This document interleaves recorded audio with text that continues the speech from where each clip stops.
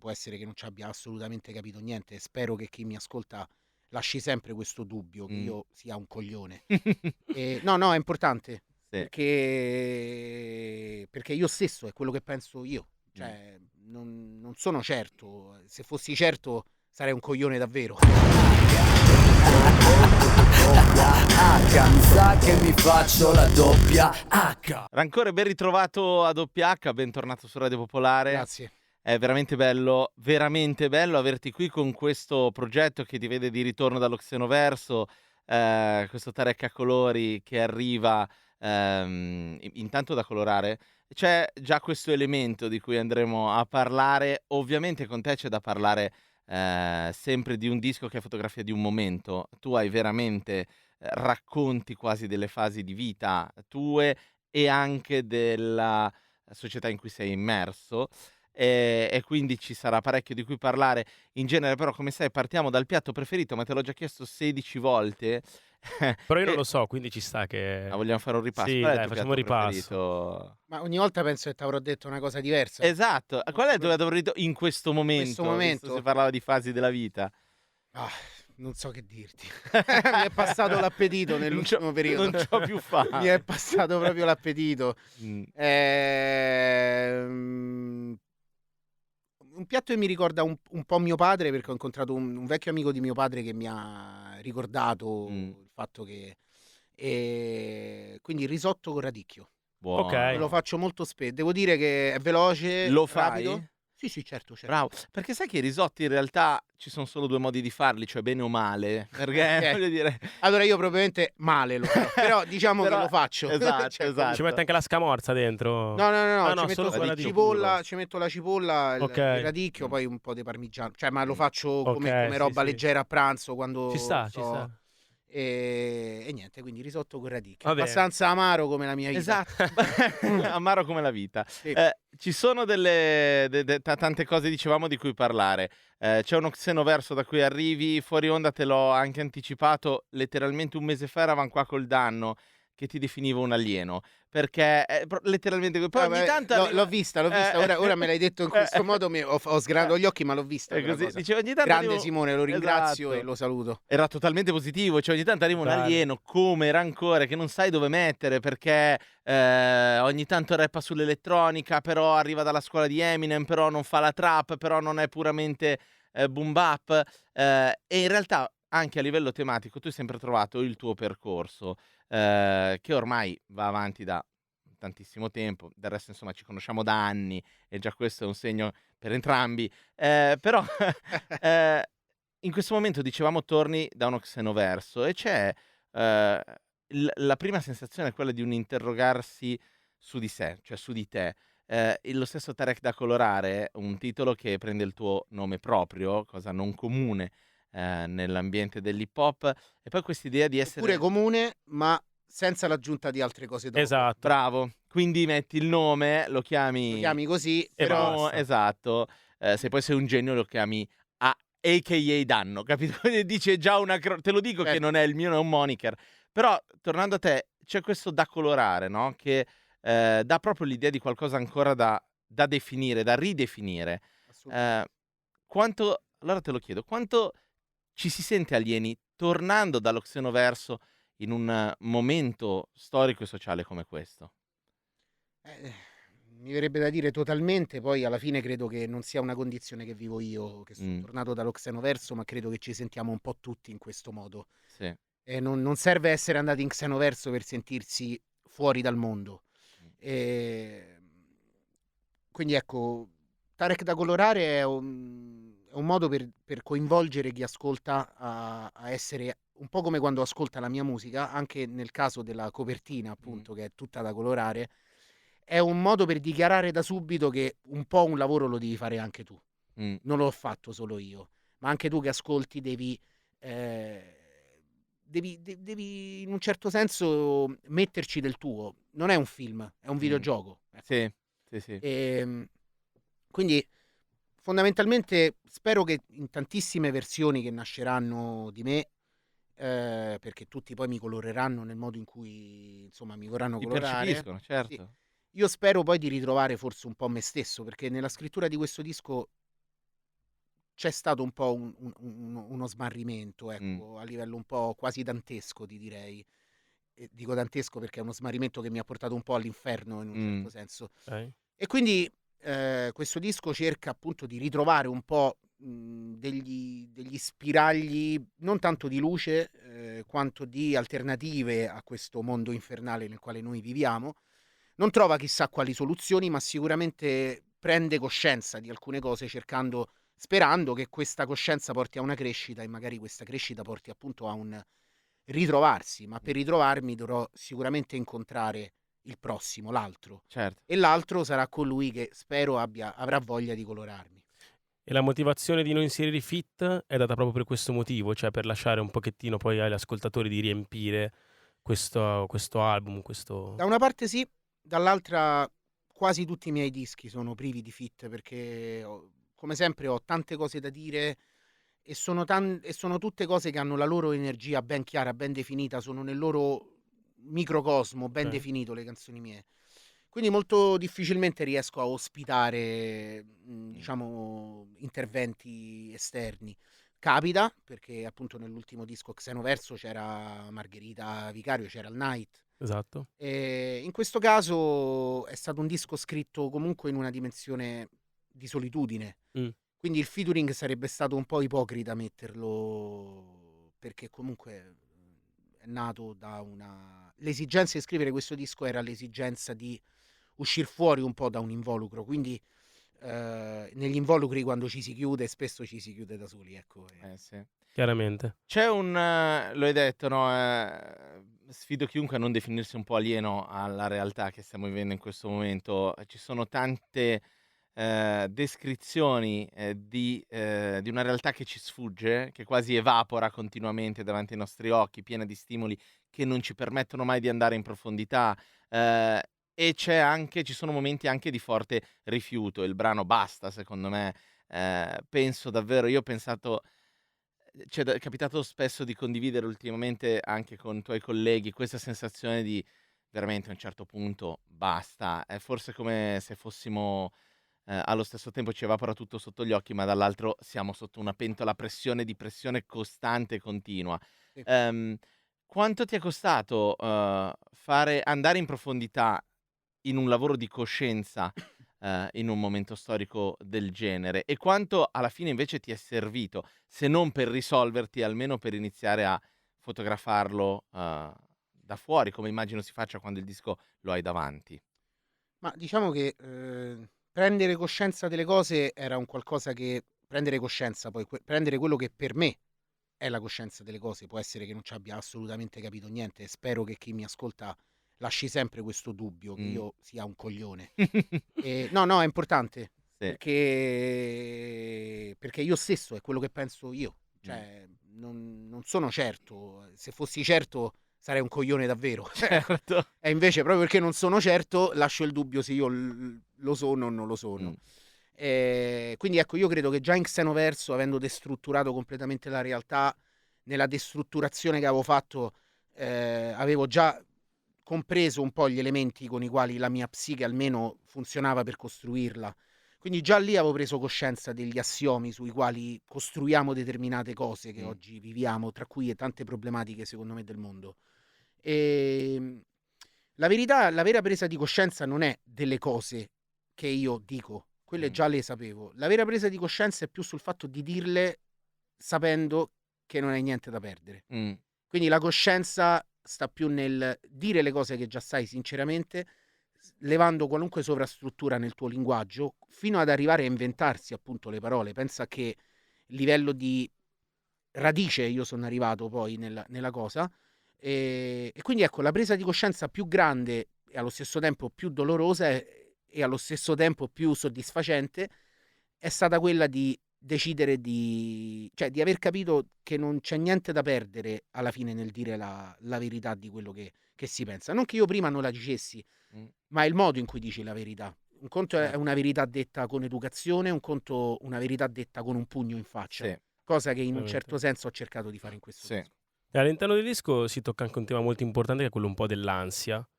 E volevo chiederti che rapporto hai tu con l'ansia, perché ne abbiamo parlato anche con molti tuoi colleghi E forse questo deriva molto anche dal rapporto che si ha poi coi social network. E quindi volevo chiedere a te che rapporto hai con l'ansia e che rapporto hai coi social network poi. Beh, con l'ansia ho un bellissimo rapporto, stiamo insieme da Mh-mh. tantissimo, mi scrive continuamente, Mh. mi cerca continuamente, siamo sposati, Mh. io e l'ansia, Ok. viviamo insieme. No, no, è veramente una mia grande amica, Mh. solo che è una stronza, questo è Sì. il problema. Eh Certo. sì. E coi social network, non lo so, diciamo che è un'amica che mi scrive spesso sui social. Okay, questa è Ok. esatto, è E questo l'immagine perfetta Un'amica che mi probabilmente. scrive spesso sui Sì, social. sì, Chiaramente. che sa usarli molto bene. Li sa usare abbastanza bene, però ecco, Eh.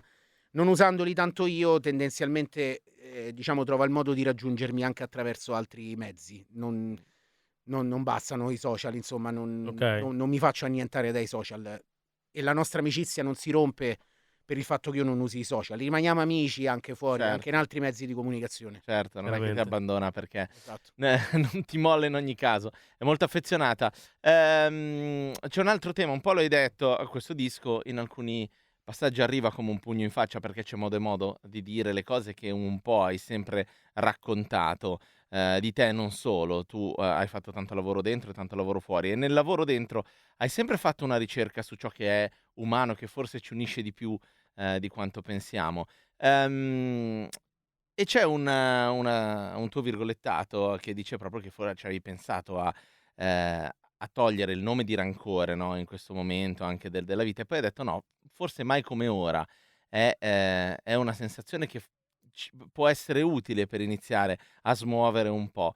D'altro canto mi pare che sia un momento in cui, più che il rancore, ci sia molta rabbia in giro, ma non finalizzata a portare un messaggio, molta rabbia anche gratuita. Ehm, è una cosa che hai notato, è una cosa che in qualche modo, ha influenzato la tua scrittura? Assolutamente. Il rancore è mezzo della propaganda politica da sempre per smuovere le masse e diventa rabbia nel momento in cui poi quella propaganda riesce a far raggiungere il potere a qualcuno che appunto trasforma il posto in cui stai in un posto invivibile, generando paura e di conseguenza poi la paura spesso si trasforma in rabbia. Mh, Però il rancore è un sentimento negativo in quanto è un mezzo che è utilizzato dal potere per, diciamo, guidare un po' la massa, sfruttando i sentimenti più stupidi, mh, tipo il rancore. certo. Ecco perché è il momento giusto per chiamarsi così, perché chiamarsi rancore è quasi un controsenso, nel senso, chiamarsi rancore quando il punto è, criticarlo questo rancore e soprattutto chiamarsi rancore, fare una musica che va un po' contro, mettiamola così, certi sistemi che però usano il rancore a loro Sì, favore, complica crea un labirinto, che è sì. esattamente quello che io faccio nella musica. Aumenta il livello di complessità in una quantità di controsensi, in un inception di Mh, incomprensioni, sul mio nome e sul motivo per il quale faccio la musica. Ma il mondo è così, è un inception di incomprensioni sì. in cui ogni cosa è il contrario dell'altra.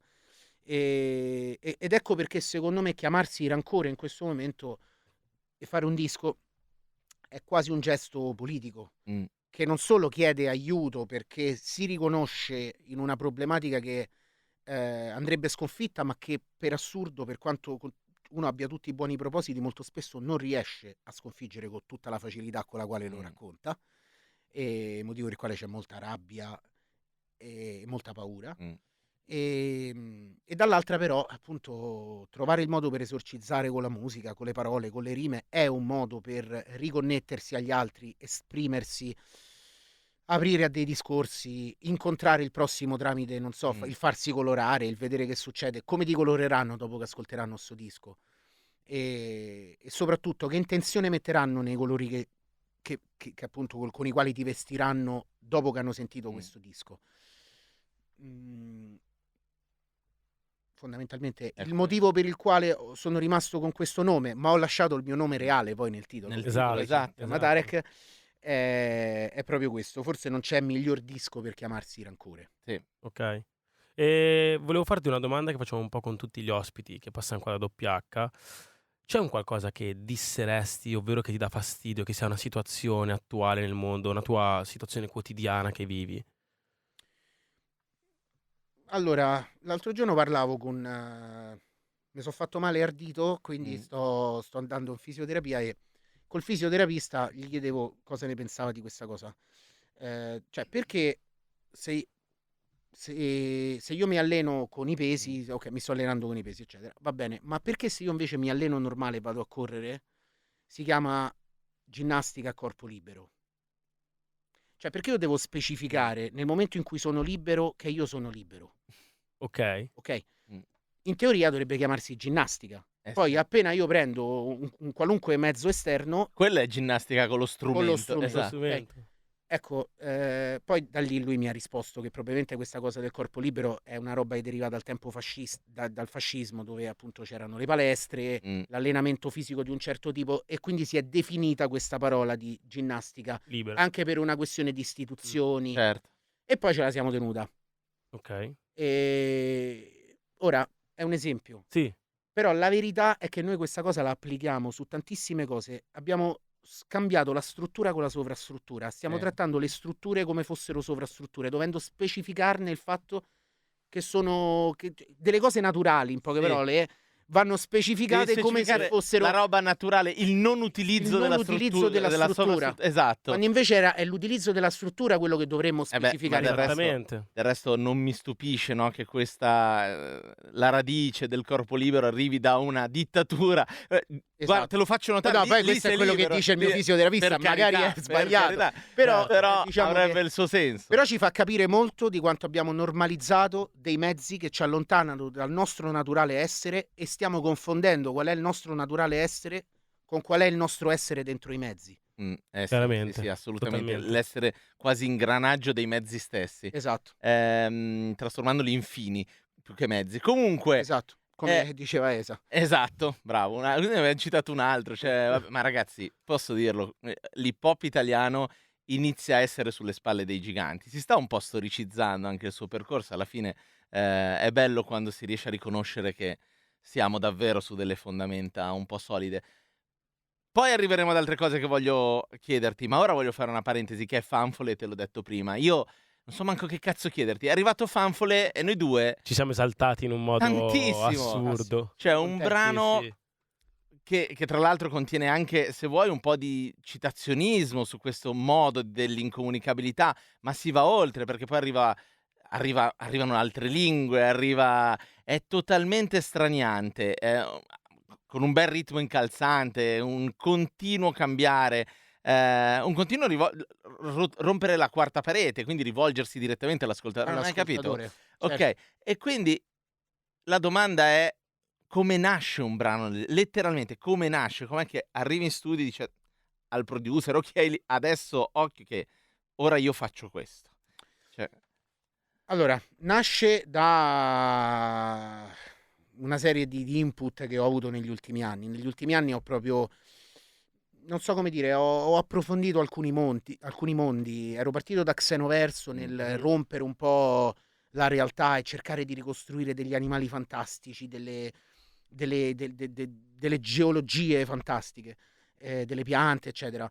Poi ad un certo punto mi sono ritrovato a entrare realmente in un mondo più artistico, più non so come spiegarlo, più in una forma, di intellettualismo si dice intellettualismo? sì, Sì. Quindi certo. intellettualismo un po' alternativa, un po' dadaista, non so come Mh, spiegare, che tocca il surreale in un modo diverso da come l'avevo interpretato prima. Qualcosa è nato direttamente dentro di me, qualcosa è stato ispirato da fuori. E quindi questo destrutturare e ristrutturare la realtà in una maniera più ironica, cercando di parlare un po' più il linguaggio della realtà, che è un linguaggio che ci prende per il culo. sì. Quindi fondamentalmente mi ha spinto poi a entrare nel mondo della metasemantica. Poi ci sono state una serie di incontri, di letture, in un certo senso anche l'amicizia con Luigi Serafini, ad esempio, che poi oltretutto chiacchierando così mi ha raccontato poi la storia di Fosco Maraini e mi ha anche un po' aperto l'agnosi delle fanfole. Io da là gli ho proprio proprio mi ricordo proprio questo dialogo in cui gli dissi: però è strano che nel rap nessuno abbia mai usato questa cosa per scherzare, Mm. per Certo. giocare, per parlare del momento che viviamo oggi, per parlare di politica, per dissare. Mm. È stranissimo. Al punto che sono tornato a casa e l'ho fatto al volo dicendo: capirai, mo tra un mese lo fa qualcuno. Sì. Sono passati 2 anni e non E l'aveva ancora fatto nessuno. nessuno. E dentro di me ho detto: ok. È il momento. Poi ho alzato gli occhi, nel mezzo sono successe delle cose, insomma, è morto ad esempio Gigi Proietti, Mhm. che è del Tufello, e era del Tufello, o Sì. comunque era secondo me di vari guerrieri, però al Tufello c'era cresciuto. E quindi insomma al Tufello è spuntato questo palazzo con questa figura, questa immagine grande di Gigi Proietti e andando a vedere delle cose sue, perché sai, stavo ripassando un pochetto, mi sono imbattuto su lui che appunto recita una fanfola. E mi sono reso conto che forse una delle cose che ha reso più conosciute appunto l'opera di Fosco Marini, L'Agnosi delle fanfole, è proprio Gigi Proietti. Ho detto, cavolo, è del Tufello. Insomma, Si chiude il cerchio. ma senza volerlo mi si sono Chiaro. chiusi tutti questi, cioè mi si sono uniti i puntini, non l'ho fatto apposta, ma probabilmente era destino che io facessi le fanfole, rompessi il linguaggio, levassi questo involucro sonoro che le parole hanno e insomma era inevitabile che le fanfole prima o poi doveva uscire in una versione rap. Esatto. In un tempo, per i tempi che viviamo, secondo me è quasi un gesto politico farla uscire. Ma totalmente. E infatti anche questo, cioè noi sono davvero mesi in cui anche ci si interroga su questo per via, per via anche di tutto quello che succede nel mondo, ma no, anche con rapper che hanno un percorso solido alle spalle. Ne abbiamo parlato con Inoki, con Vacca, con Danno, cioè l'impatto politico che il rap può avere oggi e se si interroga sul fatto di averlo o no. Poi abbiamo, perché poi è difficile capire come, no? Dovrebbe arrivare, in che modo sublimarlo. Quando è arrivata Fanfole noi è come se a noi si fosse chiuso un cerchio. Esatto. Ho detto, Ok. questa roba ora serviva. Sai, sono anni che nelle parole proprio ci sto, cioè uso le parole per parlare tra virgolette dello spirito delle persone, ma anche dello spirito del paese, che poi è un po' Certo. la politica. Quindi non so, i tempi che viviamo hanno raggiunto un livello che avrei dovuto ripetere quello che ho detto 5-6 anni fa. Certo. Perché già ho raccontato un mondo che è molto più simile a quello di oggi di quello che era Che era 5 anni allora, fa. certo. Se uno sente Eden o se sente altre canzoni o Xenoverso stesso, è come se avessero un po' anticipato lo spirito del tempo. E secondo me chi scrive, chi passa dalla mattina alla sera a scrivere, è ovvio che un minimo stia un po' più recettivo su questi Sì. aspetti e magari alcune cose le percepisce leggermente prima e altre dopo, ovviamente. Però ecco, fondamentalmente quello che a un certo punto mancava era raccontare proprio lo spirito del tempo nel quale noi siamo, che purtroppo è uno spirito in cui le parole sembra quasi che abbiano perso, si siano svuotate, al punto che ci possono dire delle bugie con una tale facilità. Anche noi apriamo una notizia, non sappiamo se è vera, se è falsa. Insomma, iniziano a perdere di senso le cose. La violenza che noi vediamo è quasi senza senso. E poi le stiamo anche spuntando, cioè gli stiamo togliendo la forza implicita. Se penso a quanto poteva valere la parola iconico 10 anni fa e quanto oggi Certo. la mia felpa è iconica, cioè Esatto. è veramente un lavoro che si fa sul modo in cui comunichiamo. E come diceva un altro famoso romano, le parole sono importanti, le parole sono il modo in cui pensiamo, quindi oggettivamente è un elemento fondante di quello che è lo sviluppo del nostro pensiero. Assolutamente, le parole costruiscono l'universo nel quale siamo, come nella biblioteca di Babele, è un Certo. universo in realtà chiuso nei recipienti delle parole. Mm. Se le rompi, liberi le cose. Sì. Poi volevo dire una cosa, ma me la sono scordata, però Non ti volevo, scusa, volevo farti perdere il filo. No, assolutamente, volevo... Beh, me la ricorderò. Ah sì, guarda, interrompici quando vuoi. Esatto.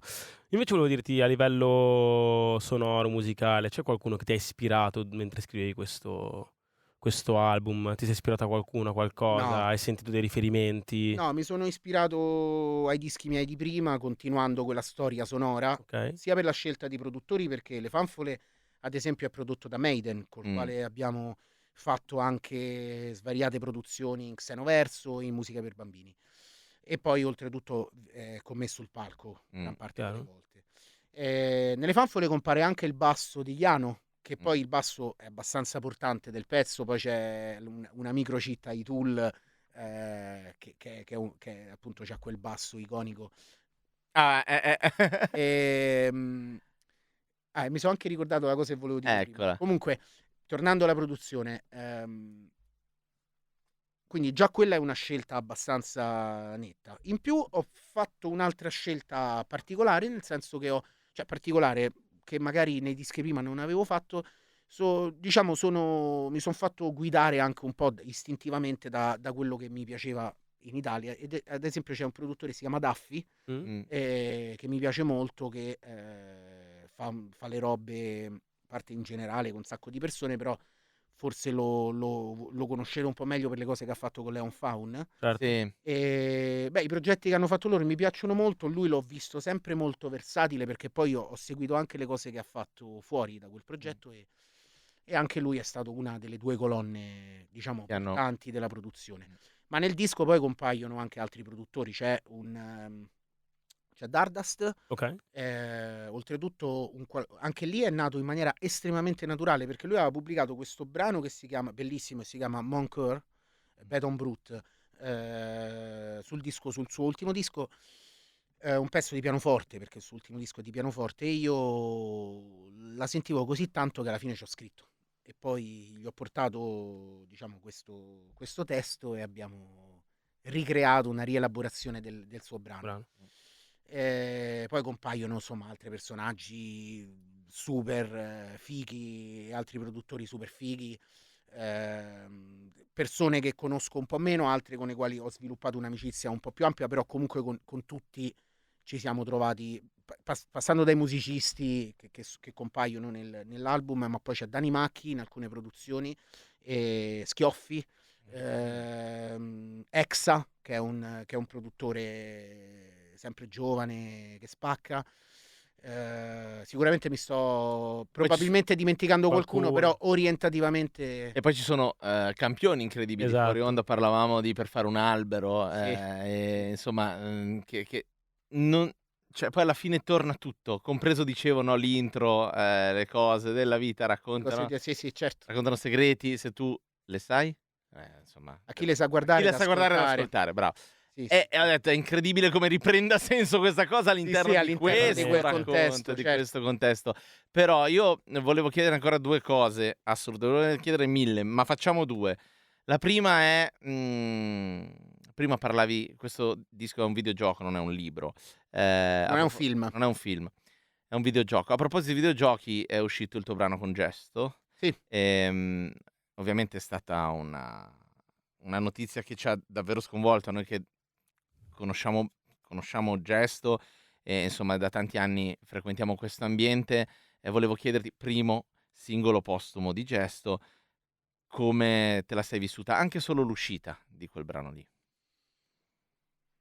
Beh, diciamo che non è una cosa, è una cosa che mi ha un po' lasciato fermo a quel momento, la cosa di Gesto, per tanti motivi che ora non approfondisco, ma diciamo l'ho Certo. vissuta in maniera molto molto ravvicinata, la cosa che è accaduta.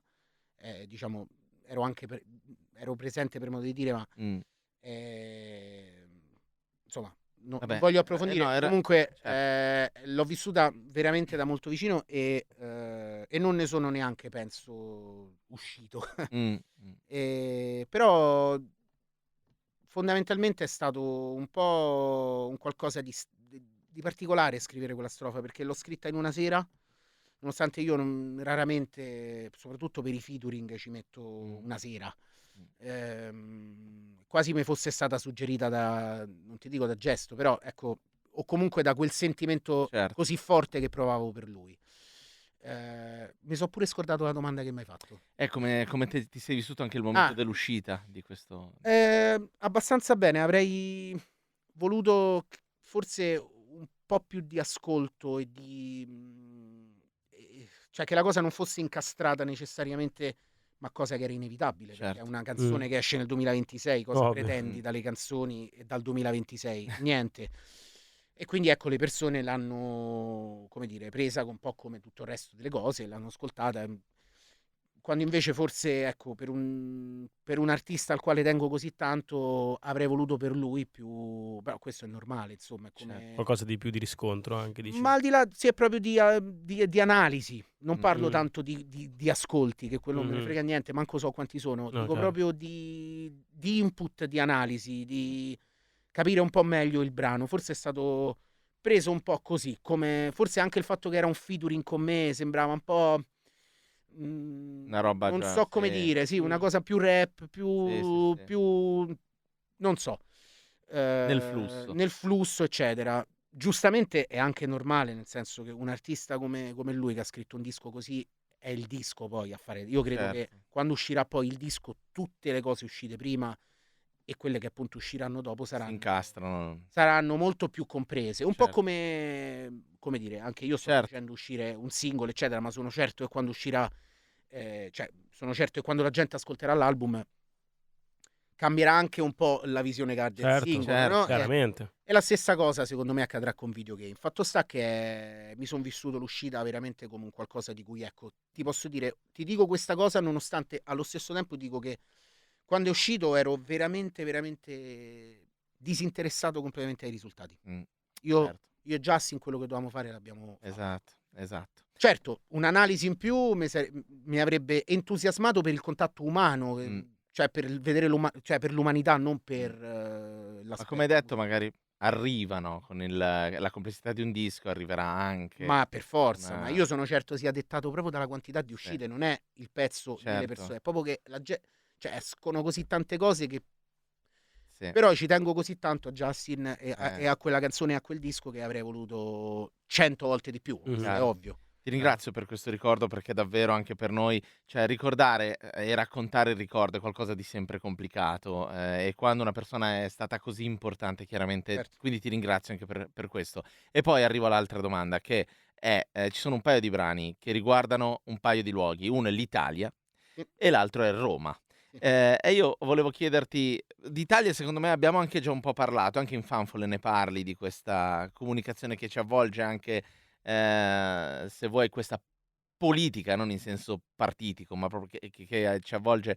Invece l'ho chiesto al Danno perché noi da Milano, abbiamo una visione, un po' distante rispetto a Roma, che è data da quella e io credo che questo sia, secondo me, reciproco come sentimento, i incomprensione fino in fondo di una città, così complessa Certo. e ammirazione che si ha per Roma, perché Roma è Roma.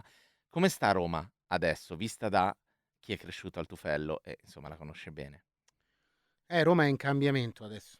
Mm. Sì, cioè stanno dei cambiamenti, delle zone si stanno trasformando in zone più frequentate la sera e prima magari non lo erano, o comunque erano zone magari più isolate, a tratti anche più pericolose, e si stanno un po', come dire, non so se dire che si stanno muovendo verso il centro, stanno diventando centro, ma non è, stanno diventando dei luoghi di ritrovo.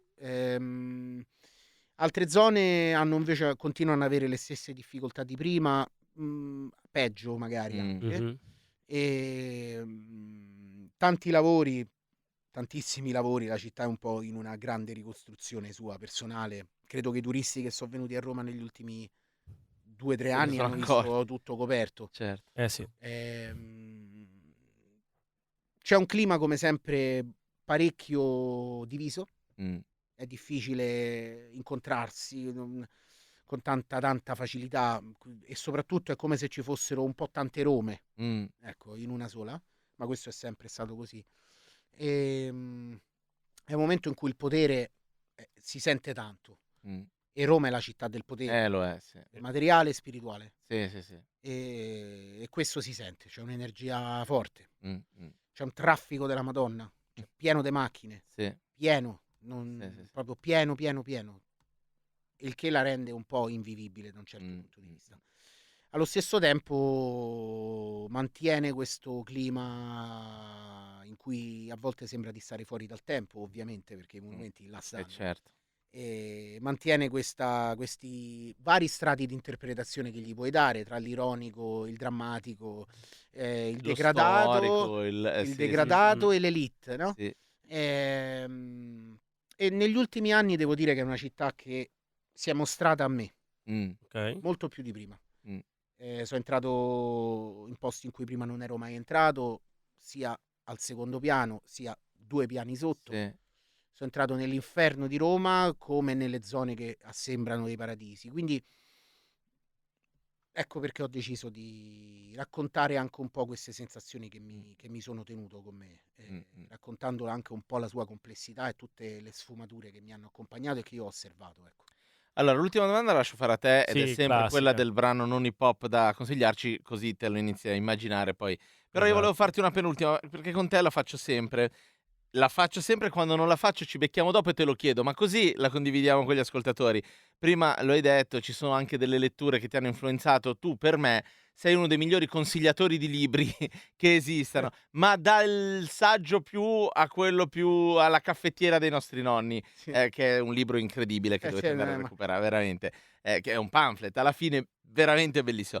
Mi consigli un paio di letture o ci dici un paio di letture che magari nel racconto di questo disco sono state importanti per te? Allora, certo, sì. Allora, sicuramente cito, non so se 1 o 2 volte, Borges. Mhm. Soprattutto cito Finzioni, che insomma sono una serie di Certo. racconti stupendi. In Finzioni già ne abbiamo nominato uno prima, che è La biblioteca di Babele, Ok. Certo. ma io cito anche Il giardino dei sentieri che si biforcano, Le rovine circolari, vabbè, insomma, Tlon, Mm. ovviamente Certo. c'è Certo. Tlon. Ok, quindi quello sicuramente è uno dei due, anche perché Borges entra nei miei preferiti ormai, non c'è Sì. niente da fare. Sull'altro ci devo pensare un attimo perché Ma può anche essere slegato dal disco, magari una cosa che ultimamente... Da stupito, da colpito. ci sto riflettendo perché ho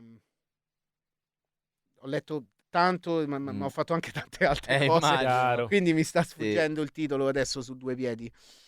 Il secondo libro è Il Vangelo secondo Gesù Cristo di Saramago. Sì. Ok. E direi che questi due, oltretutto Gesù Cristo lo nomino abbastanza nel disco, Sì. e soprattutto il disco esce il 3 aprile, che è proprio il giorno della Venerdì passione, Santo. il Venerdì venerdì santo, Santo, e non è un esatto. caso, quindi Ecco, non è un Ok. caso. no, non è un caso. Ok. Pensa al livello di sofferenza che c'è Ma dietro questo infatti, disco. Totalmente, infatti, la totalmente. passione Speriamo di Tareq. risorgere. Davvero. Speriamo Esatto. di risorgere. Esatto. Davvero. Esatto. Ti chiamo domenica. Sì, chiamami domenica, va, che è meglio che... Sei uscito dal No, sepolcro. ma che magari se dormo un po' di più mi svegli. Bravo, capito? esatto. Oh, sta. dove sei? Sto nel sepolcro, vabbè, però mo ti sei svegliato, stiamo Esatto. più Esatto. tranquilli. Tra l'altro, nel momento in cui va in onda questa intervista è il venerdì santo. È vero, Per è cui- vero. Adesso Bella lì. riandrò in crisi di nuovo per dirti la canzone. Perché esatto. Perché ora devi dirci la canzone non hip hop con Vogliamo cui prenderla chiudere larga. l'intervista. Intanto, Cosa chi ti ascolti? sta ascoltando in questo periodo, fuori dall'hip hop, se stai ascoltando magari anche qualcosa dentro l'hip hop, cioè c'è qualcosa che ti ha affascinato in questo periodo? Quindi ti aiuta un po' magari. Allora, è stato un periodo un po' complicato, quindi diciamo ho ascoltato tanta musica senza le parole di artisti di cui non mi ricordo neanche il nome. Ok. Ti devo dire la verità. No, vabbè, poi nell'hip hop ovviamente vado sempre, come sempre, vi rispondo sempre la stessa cosa, vado un po' a canzoni. Certo. Quindi, vabbè, ovviamente ho sentito l'ultimo album di Caparezza, Orbit Orbit, ho sentito A.K.A. Danno, ho sentito Io Individuo del Night. Sì.